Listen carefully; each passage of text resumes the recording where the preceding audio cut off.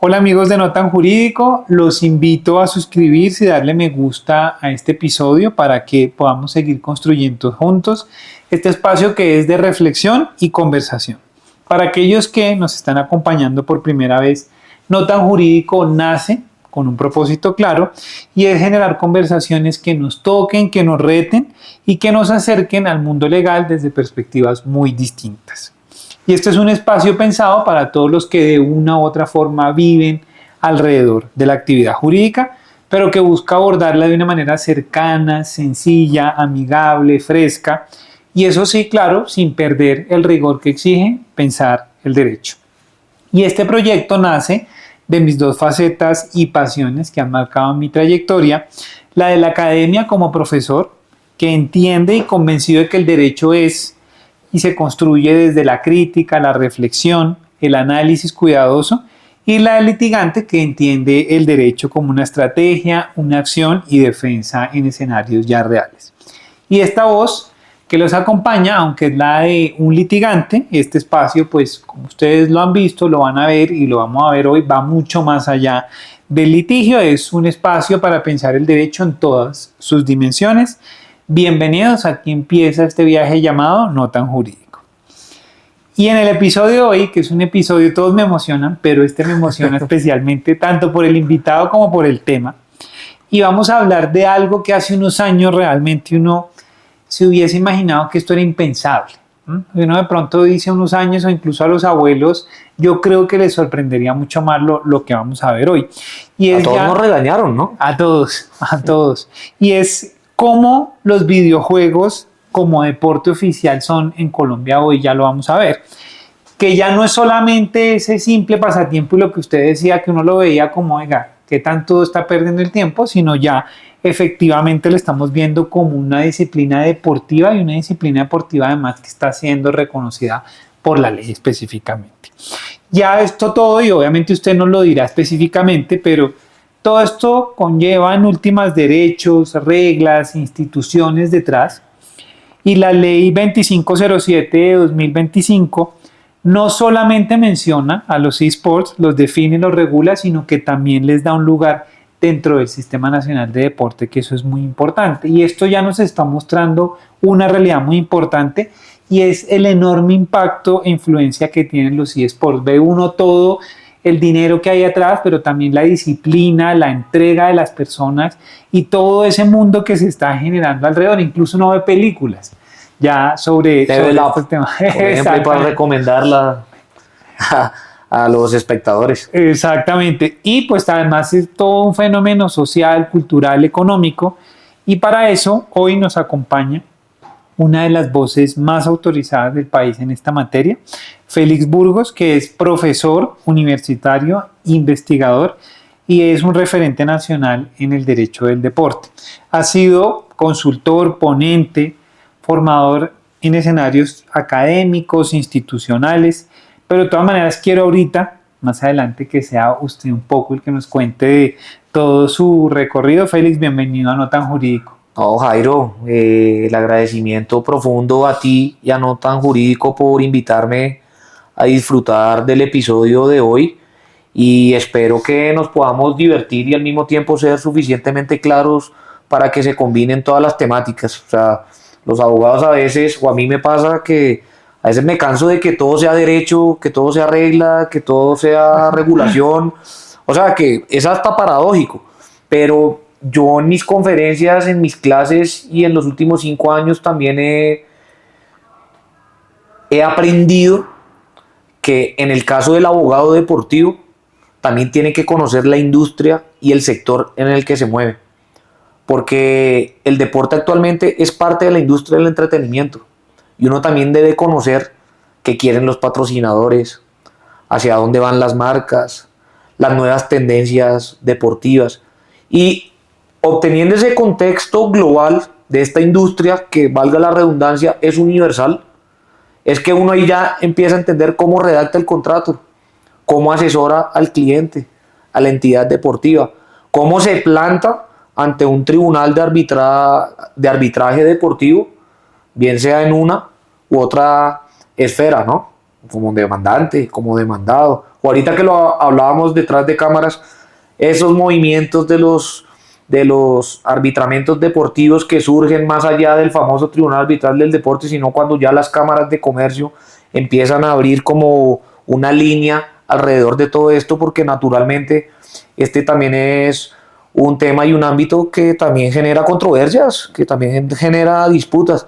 Así que yo creo que esto grosso modo nos va a ir desagregando poco a poco la importancia de que los deportes electrónicos actualmente hayan sido reconocidos por la ley 2507 de este año como una modalidad deportiva que se inserta al Sistema Nacional del Deporte Colombiano. Claro, no, todo esto es muy importante y lo que usted dice también parte de dar una buena asesoría jurídica es uno conocer muy bien el sector.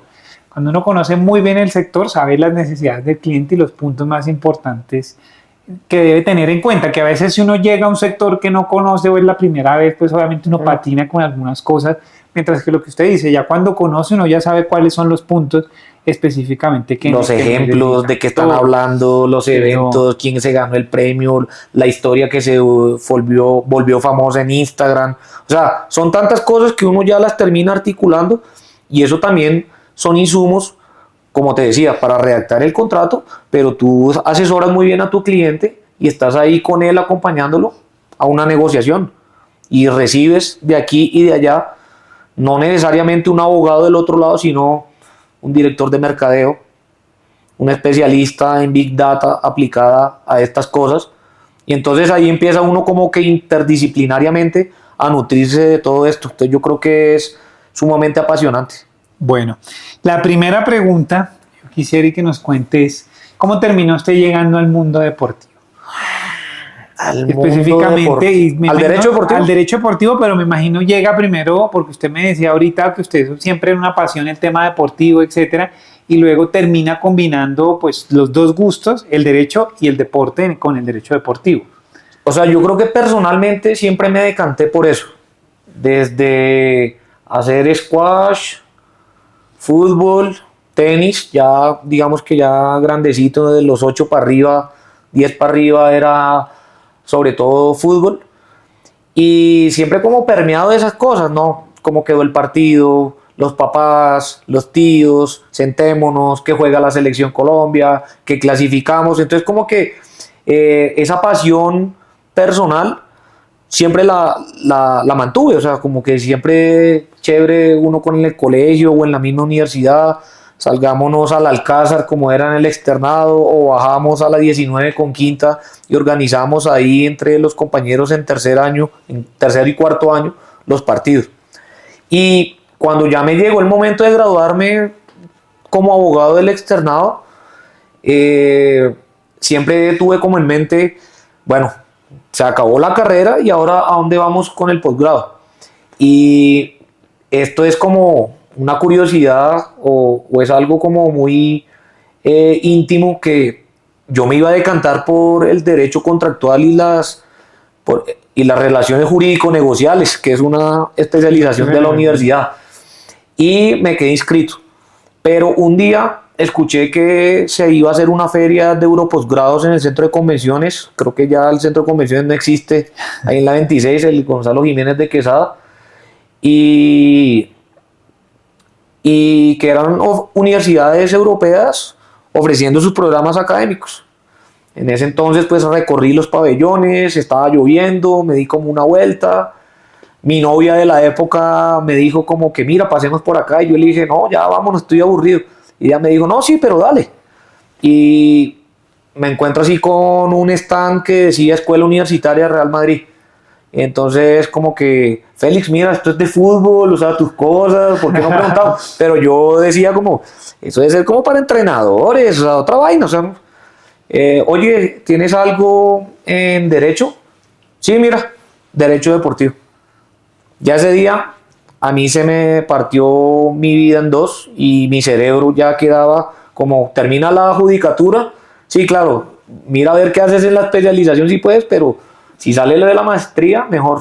Yo me gradué en junio del 2016 y en octubre afortunadamente estaba en mi primer día de clase en la Sala Real del Santiago Bernabéu cursando mi máster en Derecho Deportivo. Bueno, no, qué buena historia. Y ¿qué tanto espacio? Hay mucha gente, digamos, que ahora le está llamando mucho la atención el tema del derecho deportivo, pero ¿qué tanto espacio tiene en el país? Como disciplina jurídica, científicamente hablando, están haciendo. O sea, uno va a la literatura y a la bibliografía de esto y, claro, si tú la comparas con el derecho romano, con el derecho penal, pues nosotros creo que vimos 2 años derecho romano en la carrera. O sea, pues estamos hablando de no sé cuántos miles de años, ¿no? Y todavía queda las 12 tablas y uno se acuerda ahí de Constantino y de no sé qué. Y uno actualmente, uno ve que esto no tiene 60 años en el mundo. Obviamente ya hay potencias que lo desarrollaron más, sobre todo países sajones, estilo Estados Unidos, Inglaterra, o de la Europa continental, particularmente como Italia, como Portugal, como España, que terminan confeccionando una serie de ofertas académicas alrededor de los programas de derecho deportivo y que ya tú en el medio empiezas como a conocer, oye, hola, soy abogado, no, soy abogado deportivo, que como que raya mucho a lo que estamos tradicionalmente acostumbrados, ¿no? Yo soy civilista, yo soy procesalista, yo soy penalista, sí, yo soy administrativista. Entonces una vez es como que queda ahí en la penumbra porque uno dice a qué se dedica y, oye, ¿eso qué es? Entonces yo creo que es una oportunidad que están haciendo para que el campo profesional y académico de los abogados también se pueda decantar hacia el derecho deportivo en el país y en la región. Bueno, y ya hablemos entonces específicamente, entremos en materia y qué significa en la práctica que los videojuegos ahora sean como considerados como deporte en Colombia. Eso en la práctica, ¿qué va a cambiar o qué cambia? Mira, eso ya va a generar credibilidad, seriedad e institucionalización. Porque la ley, al reconocernos como disciplina deportiva, aunque no es necesario reconocer a todos los deportes a través de una ley, o sea, el Comité Olímpico Colombiano tiene afiliadas 57 federaciones deportivas de 57 deportes diferentes. Pero tú no vas a decirle al Congreso, es que por medio de la cual se declara el fútbol como deporte, el baloncesto como deporte. Hay unos antecedentes del tejo, el coleo, pero más perfilado hacia los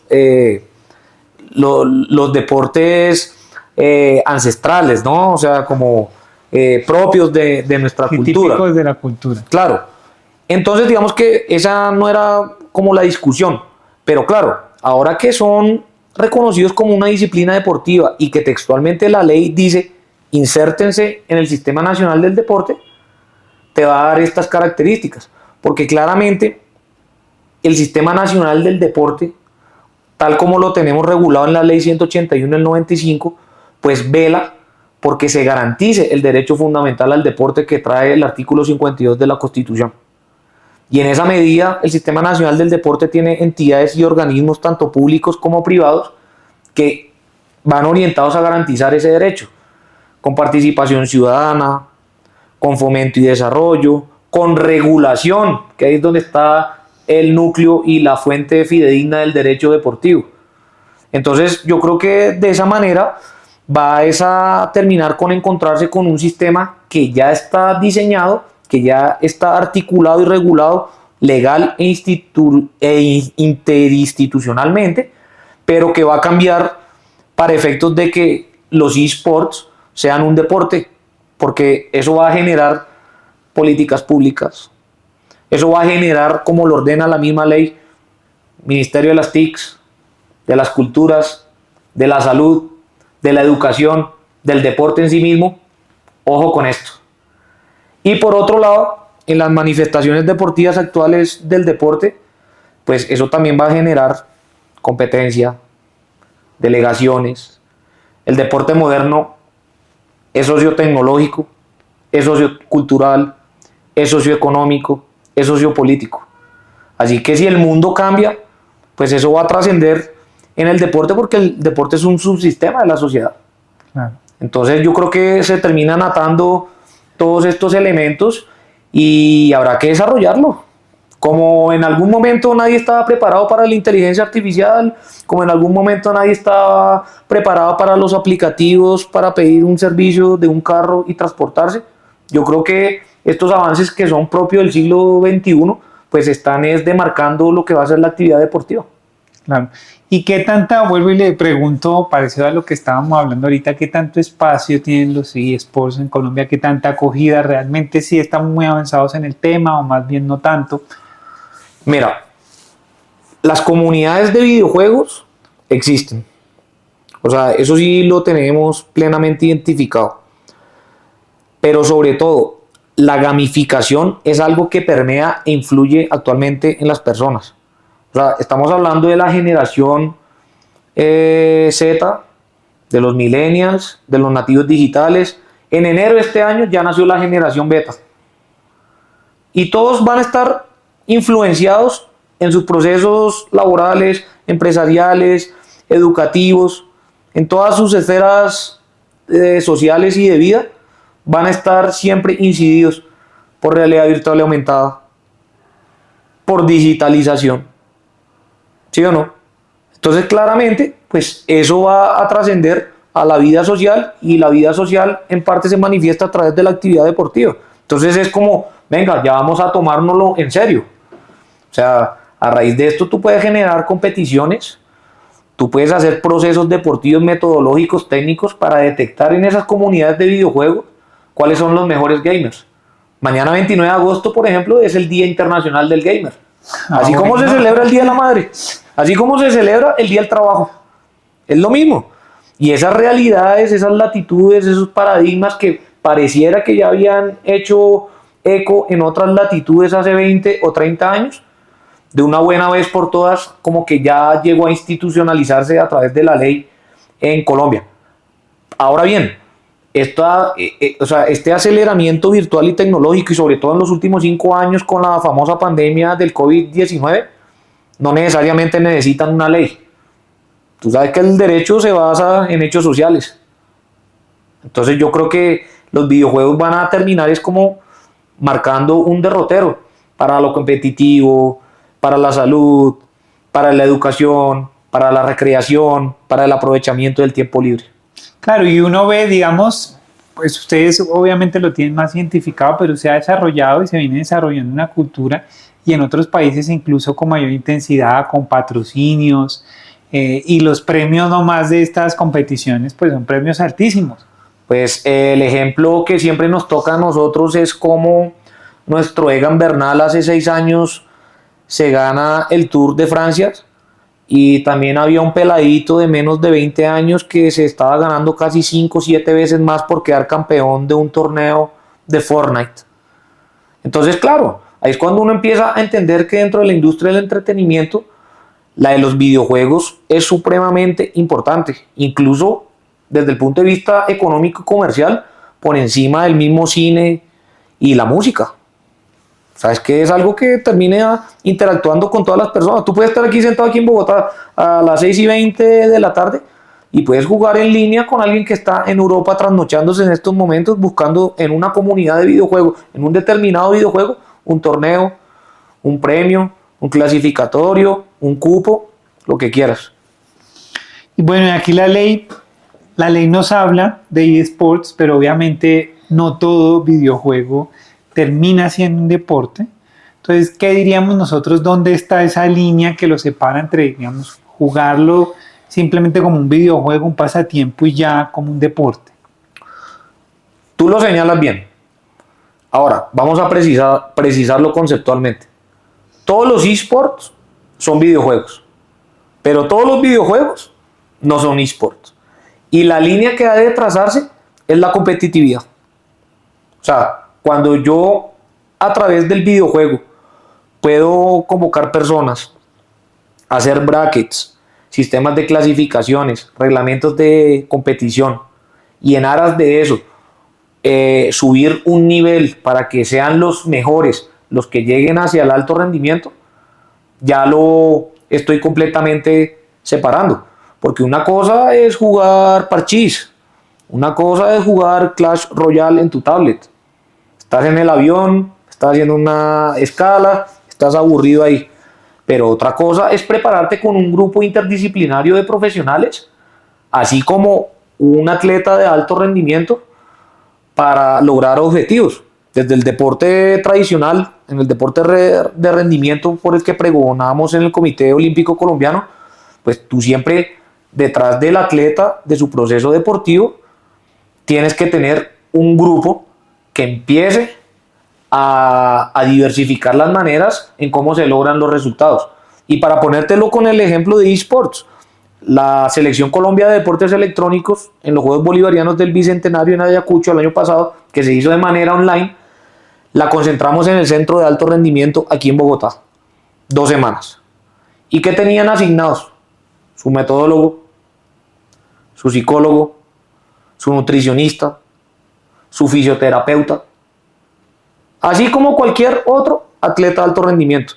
Desde el punto de vista científico, incluso la misma Universidad de Sao Paulo tiene estudios que los cataloga como ciberatletas y que son más los puntos en comunes de un gamer pro player, es decir, de los top de alto nivel, con un medallista olímpico como todos los conocemos cada 4 años. Entonces yo creo que esas son las sinergias que necesariamente se han de decantar y eso es lo que hemos venido construyendo en los últimos ya casi 3 años. Bueno, y usted nos venía hablando de eso, justamente del desarrollo que ha venido teniendo en el país, de todo este avance. ¿Cree usted, digamos, que esta ley llega en el momento indicado, llega tarde, llega muy temprano? Es que yo creo que, o sea, por eso te decía, para que esto sea un deporte o para que un deporte sea reconocido como tal, no necesariamente ha de ventilarse ante un legislador que te la expide, entonces la ley 2507 mediante la cual. No, pero yo creo que sí llega en un momento oportuno, por lo que te decía, porque es que a raíz de esto, o sea, estamos hablando de una población básicamente de niños, niñas y adolescentes.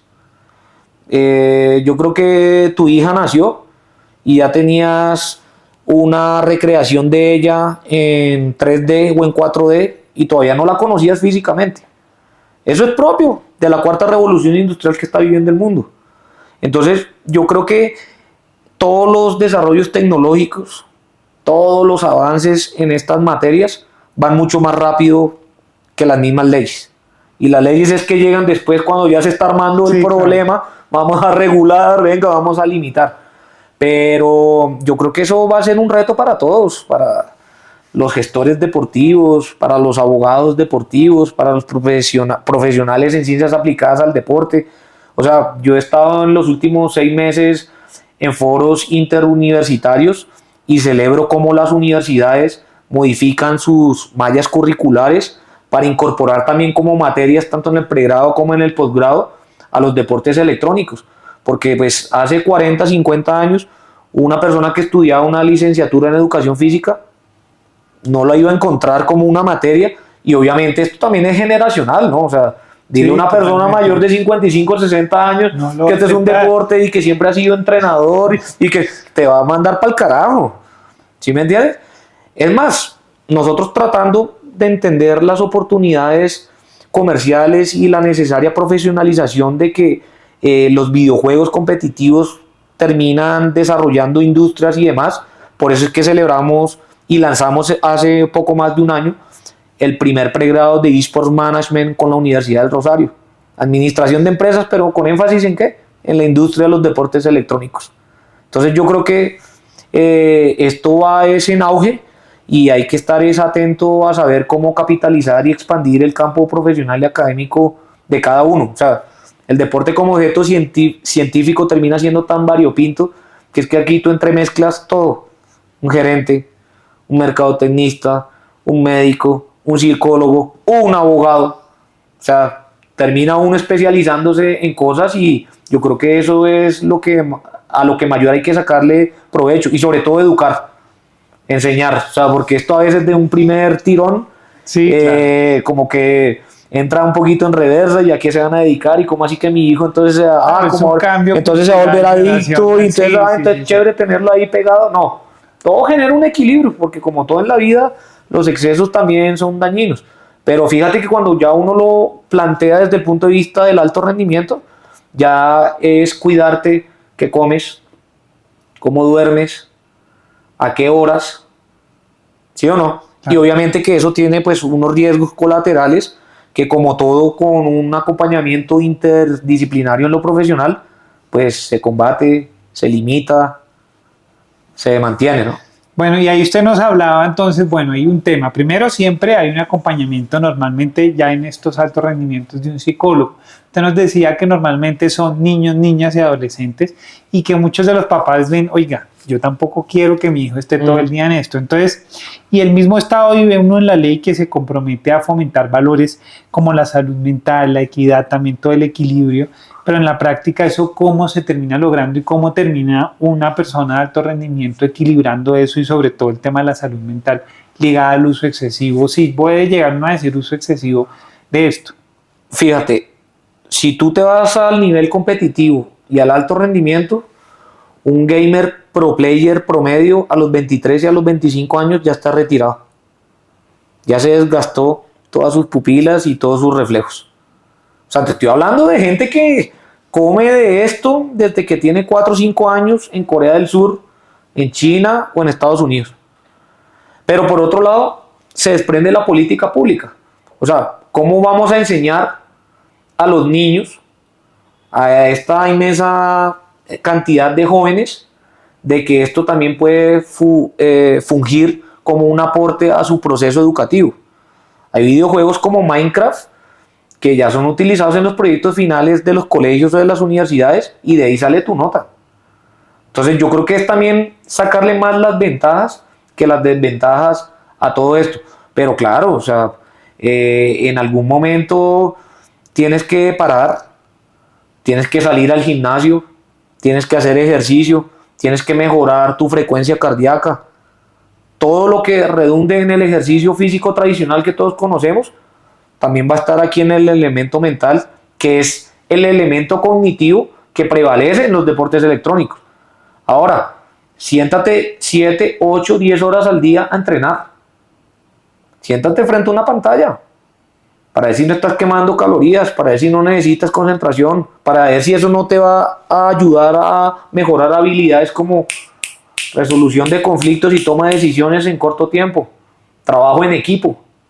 ¿Sí me entiendes? O sea, esos valores sociales que comúnmente conocemos, que son inherentes en este caso a la actividad deportiva, en el eSport no se van a excluir.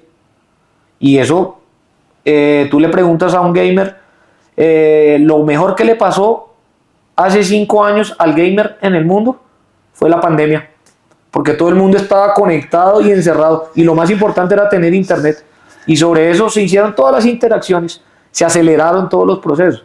O sea, estamos hablando de que el deporte 4.0, como lo llama la doctrina, permeado por todos estos componentes tecnológicos y digitales, ya hizo que el Comité Olímpico Internacional anunciara que en 2 años se van a hacer los primeros Juegos Olímpicos de eSports de la historia. Tú nunca has escuchado los Juegos Olímpicos de fútbol, los Juegos Olímpicos de atletismo, a pesar de ser los deportes más populares del mundo. Este va a ser el primer deporte que va a tener sus propios Juegos Olímpicos. Claro. Bueno, y la ley habla de igualdad de condiciones en competencia y prohíbe explícitamente el famoso pay to win. Primero, ¿qué es eso? Para que los que nos escuchan puedan entender y si realmente eso se puede controlar y cómo se puede controlar. Claro, o sea, aquí tenemos que ser mucho más, ¿cómo sería la palabra? Mucho más abiertos a entender de que así como esta industria es interesante, es bonita, es provechosa desde lo económico, desde lo comercial, desde lo mediático, también está amenazada. Y está amenazada porque una partida competitiva de un videojuego no deja de estar exenta a un amaño, a una apuesta ilegal. Es decir, o sea, si hay un principio propio del derecho deportivo, es el del fair play. O sea, como ese código humano ético que se tiene entre los rivales, que se respetan y que salen los mejores a ganarse el puesto, el cupo, la copa o la medalla en la cancha. En este caso, en los monitores, en los simuladores, en las consolas. Y claramente eso ha de tenerse con cuidado porque ya se han presentado casos.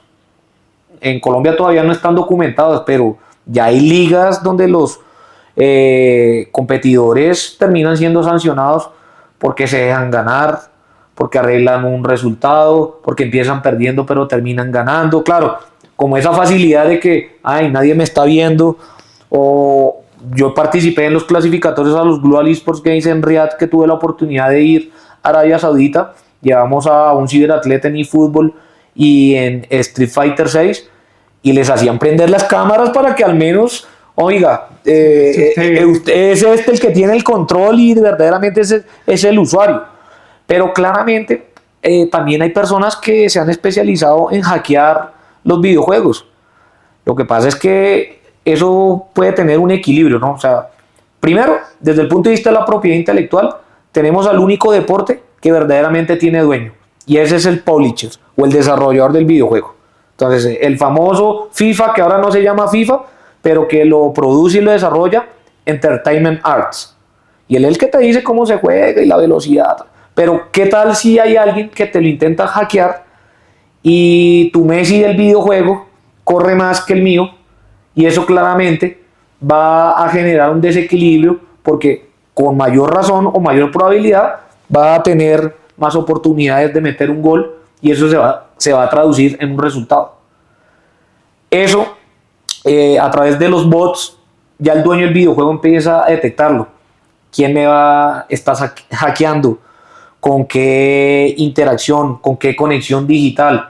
Pero eso sigue pasando. O sea, es que yo puedo salir el día de mañana, es que me voy al campeonato mundial de Valorant y me voy con mi equipo y ya con el entrenador cuadramos que la primera partida la vamos a perder por tanto resultado, pero es porque ya tenemos un apostador detrás que ya nos dio una plata y que obviamente las apuestas deportivas hoy en día pues son parte de los ingresos importantes de las entidades deportivas y particularmente de eSports.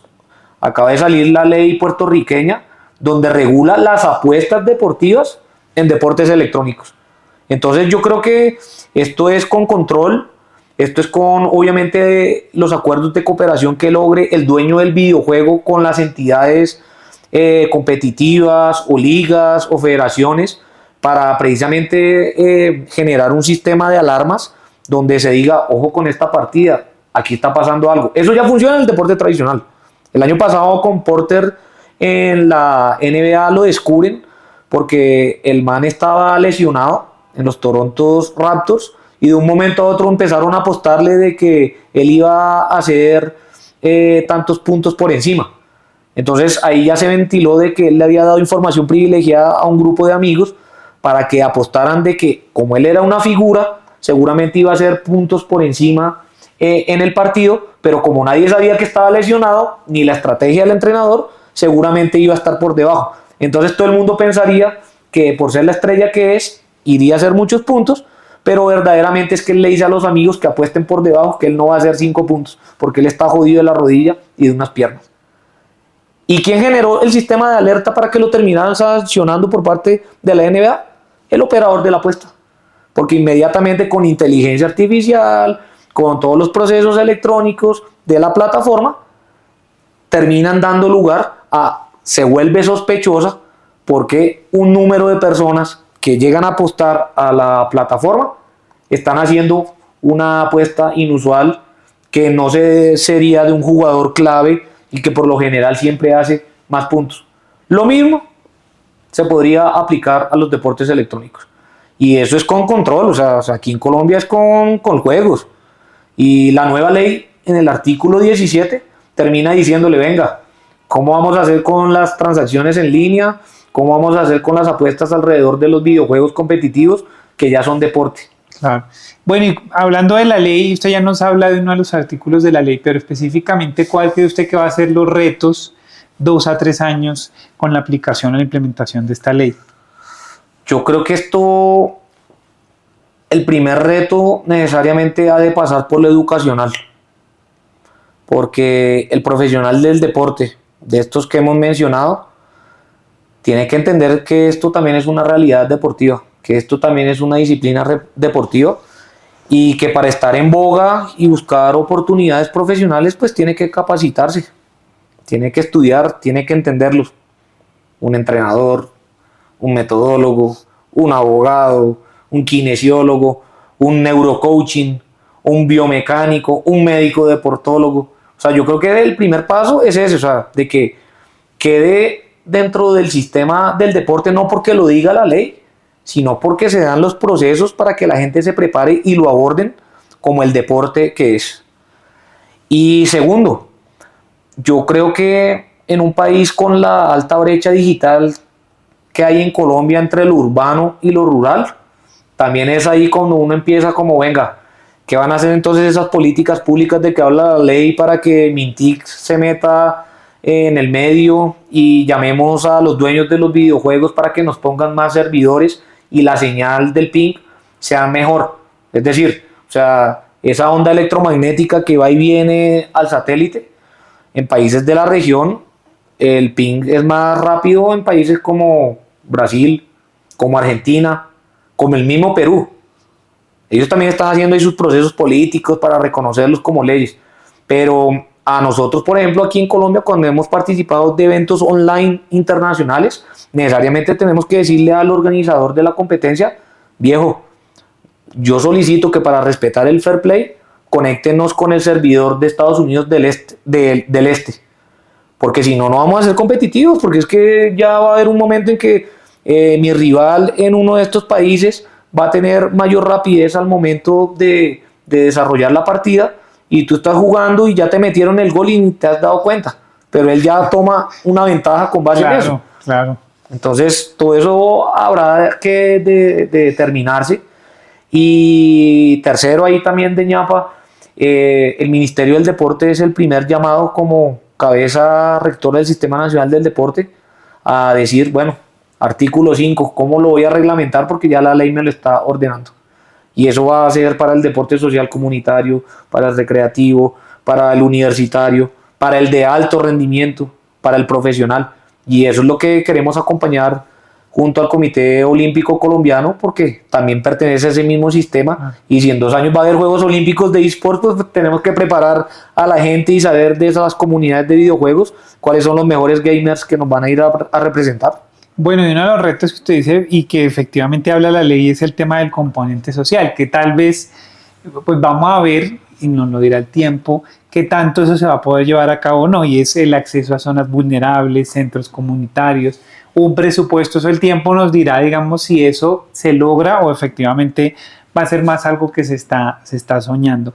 Y el texto yo creo que también habla de las condiciones de vulnerabilidad. Sí. Hombre, nosotros no dejamos de ser santanderistas, ¿no? Yo creo que en Colombia hay ley para todo, pero muchas veces quedan hermosamente redactadas. Y miraremos, o sea, porque es que ya la ley te está diciendo, es un deporte, listo. Entonces, si es un deporte y tú lo tienes en un plan de gobierno o en un plan de desarrollo, ya eso será como lo determine y lo oriente el alcalde, el gobernador y el presidente de la República de turno.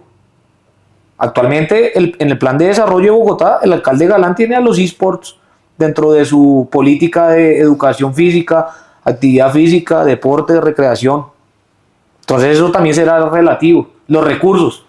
No es lo mismo el presupuesto de Bogotá al de Acandí, con todas las disculpas, no, claro, porque es la realidad.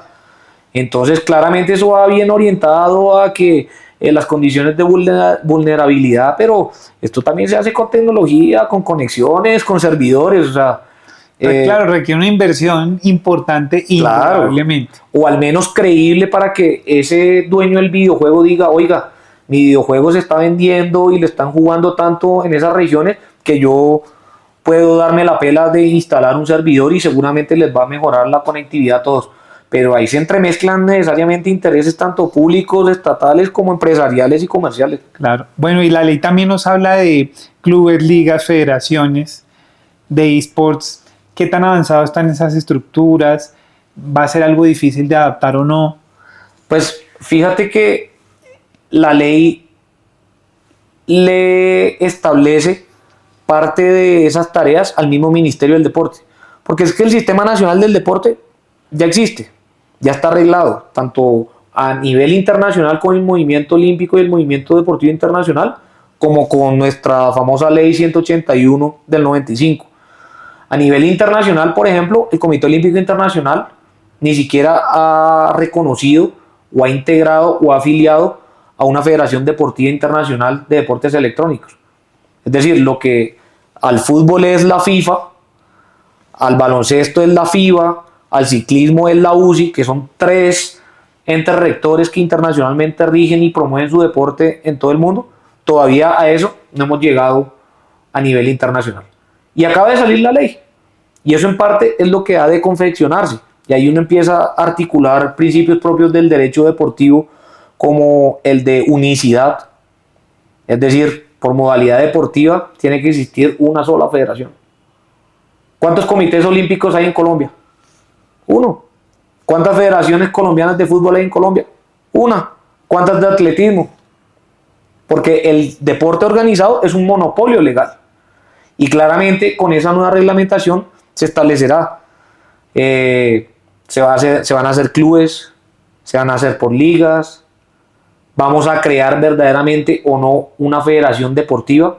En Colombia las entidades deportivas están exentas del registro mercantil. O sea, tú no vas a una cámara de comercio a decir, mire, es que voy a fundar la Federación Mundial de Deportes Electrónicos.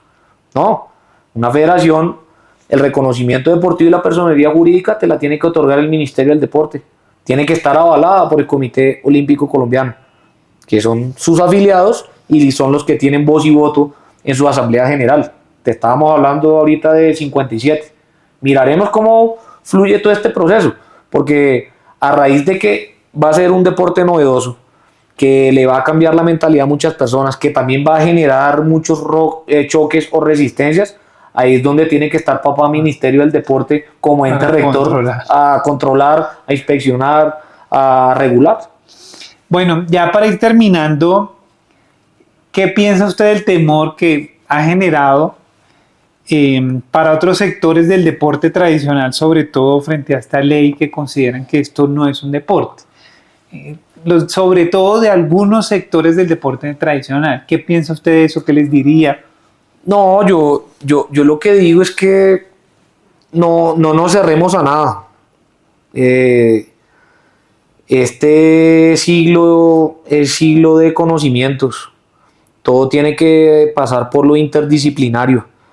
Y yo los entiendo en alguna medida porque, pues si tú hace 30, 40, 50 años te formaste como abogado, como psicólogo, como médico, como licenciado en educación física, como entrenador, y no estaban estas temáticas en tu currículum profesional, en tus exámenes, con tus profesores, en tus materias, te va a chocar. Pero lo cierto es que si el mundo cambia, el deporte también cambia.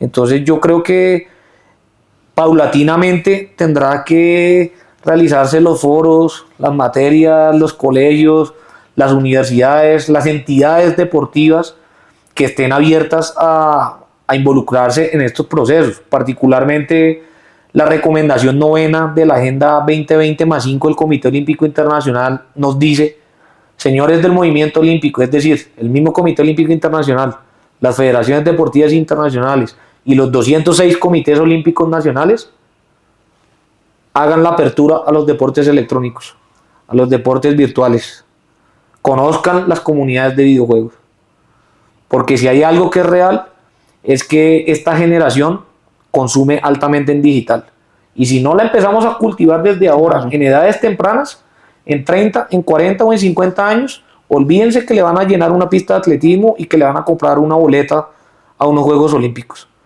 Y eso en parte es porque se da un fenómeno mediático y comercial a raíz de la fragmentación de audiencias. Esta generación no ve televisión, no escucha radio.